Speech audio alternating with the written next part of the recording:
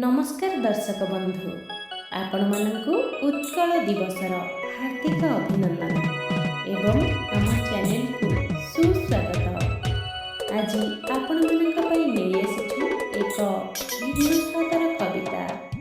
कवितार शीर्षक हेउछि अनुभव। प्रत्येक मनीष प्रत्येक दिन प्रति मुहूर्त किछि ना किछि देखे, शिखे, जाने आउ अनुभव करे।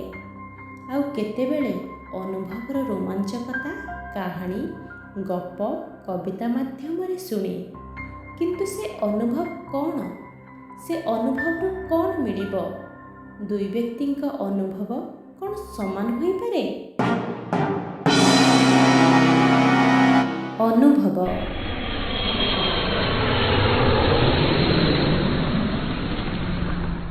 अनुभव केबे काम करिबा शिखाएनी। अनुभव काम करिबा समय रे त्रुटि हेबाकु दिएनी।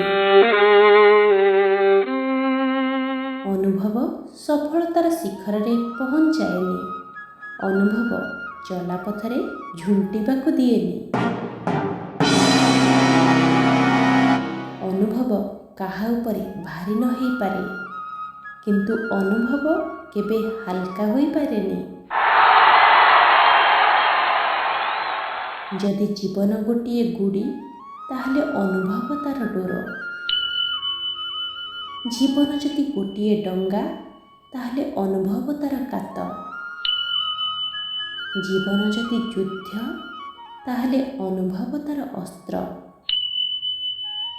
किंतु बहुत समय देखा जाए गोटे रास्तार चलुथिबा दुई पथिकंक अनुभव भिन्न भिन्न होइथाए।